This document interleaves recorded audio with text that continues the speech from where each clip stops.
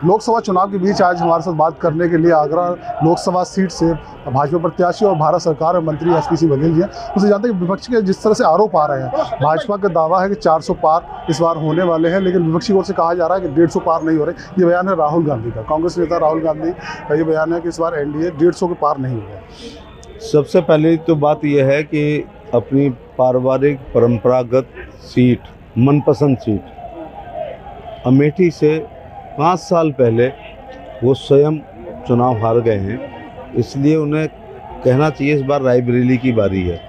तो उन्हें तो उनके मुंह से बयान इसलिए शोभा नहीं देता है कि सपा बसपा का गठबंधन था। इसके बावजूद भी आप ये देखिएगा कि राहुल गांधी वहाँ चुनाव हारे हैं, केरल गए हैं, वहाँ पर सोनिया जी ने वहाँ से चुनाव लड़ने से मना कर दिया है और राज्यसभा में गई हैं। तो राज्यसभा के एमपी को भी काम करना पड़ता है जिस राज्य में। इस पर स्वास्थ्य का बहाना लोकसभा और राज्यसभा का नहीं, बराबर हमारी जिम्मेदारी होती है दोनों सदनों में। तो उनका ये कहना 150 पार नहीं होगी। जब हम अमेठी जीत सकते हैं,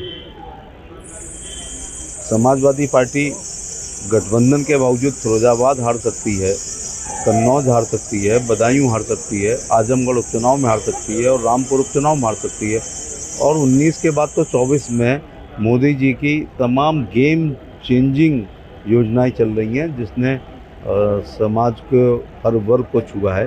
तो जब 19 से 24 के काम तो 19 में नहीं हुए थे, अभी हुए हैं। सपा बसपा गठबंधन नहीं है जो था, टॉप 5 सीटें चुनी, उनको किसी ने दी नहीं है, उन्होंने पिक एंड चूज किया। इसके बावजूद 3 हारना ये बहुत बड़ी बात है। इसको पता नहीं क्यों मीडिया नहीं दिखा पा रही है कि मुलायम सिंह जी, हम जीतते हैं 2.5 लाख से, राजकुमार चाहर जीत रहे हैं 4.5 लाख से, मुलायम सिंह जी 94,000 से जीते। ऊपर से बसपा का गठबंधन था, ऊपर से बहन जी ने उनको 1.25 लाख का चेक दिया था। उनसे बड़ा नेता कोई समाजवादी पार्टी में नहीं है। तो ये एक बयान है उनका खाली। आप देख लेना 400 पार एनडीए पहुंचेगा और मुझे लगता है 400 पार बीजेपी अकेले भी पहुंच सकती है। उत्तर प्रदेश चुनाव में खासतौर से उत्तर प्रदेश में फोकस किया जा रहा है। समाजवादी पार्टी के अध्यक्ष और कांग्रेस नेता राहुल गांधी की जोड़ी बनकर चुनाव प्रचार में उतरने को तैयार है। किस तरह चुनाव प्रचार में, हाँ, किस तरह से आप देखते हैं इसको? मैं यूँ देखता हूँ कि ट्रेलर अगर पिट जाए तो फिर फिल्म तो 100% पिटी हुई है। कुछ वर्ष पूर्व यही 2 लड़कों की जोड़ी आप लोगों ने महिमा मंडन किया था, उसके बावजूद 50 का सैकड़ा पार नहीं कर पाई थी विधानसभा पर।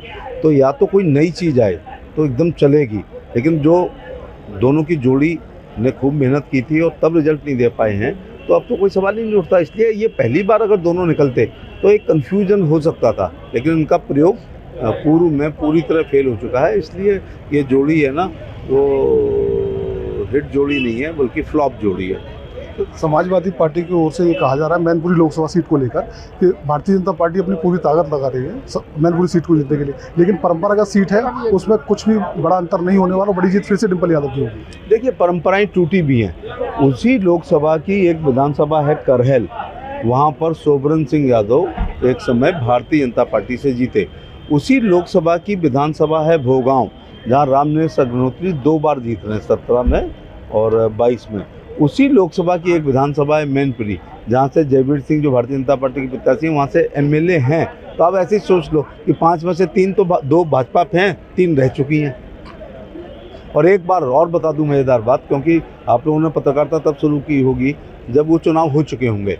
1998 के लोकसभा 1998 के लोकसभा में आप ये देखिएगा कि 98 की लोकसभा में भारतीय जनता पार्टी के अशोक यादव ने बड़ी टक्कर दी थी। तो कहने का मतलब है वहाँ हमारा वोट है। 5 में से 2 सिटिंग एमएलए हैं, एक पे रह चुका है और केवल 94,000 से नेताजी जीते थे बसपा से 1.25 लाख लेने के बावजूद। अब सपा बसपा नहीं है, इसलिए मैनपुरी सीट भी बहुत अच्छी है भारतीय जनता पार्टी के लिए और एक कैबिनेट मंत्री लड़ रहे हैं। तो मतलब मैनपुरी सीट पर मतलब भाजपा अपना दावा कर रही है? क्यों नहीं करेगी? पिछली बार क्या कमी रह गई थी? पिछली बार बसपा का गठबंधन नहीं होता तो समाजवादी पार्टी हार चुकी होती है। भाई 96,000 या 94,000 का फ़र्क है और उसके और बीएसपी से 1.25 लाख लिया गया। उन्होंने वहाँ सभा भी की, दोनों परिवार मंच पर थे। समाजवादी पार्टी के लोगों ने बहन जी के पैर भी छुए थे, बहुत सार्वजनिक रूप से छूने भी चाहिए सीनियर्स के। तो मैनपुरी, फिरोजाबाद, बदायूं, कन्नौज, आजमगढ़, रामपुर, ये सभी समाजवादी पार्टी की खतरे में हैं इस बार। ये समाजवादी पार्टी की जो पुरानी सीटें हैं जिनको कहा जाता था परंपरागत सीटें, उन सीटों पर एसपी सिंह बघेल भारत सरकार में मंत्री हैं, आगरा लोकसभा सीट से प्रत्याशी हैं। उन्होंने दावा किया है कि इस बार समाजवादी पार्टी के लिए अच्छी खबर इन सीटों से नहीं आने वाली और इन सीटों पर भारतीय जनता पार्टी का अच्छे से कब्जा हो सकता है। लक्ष्मण शर्मा, आगरा।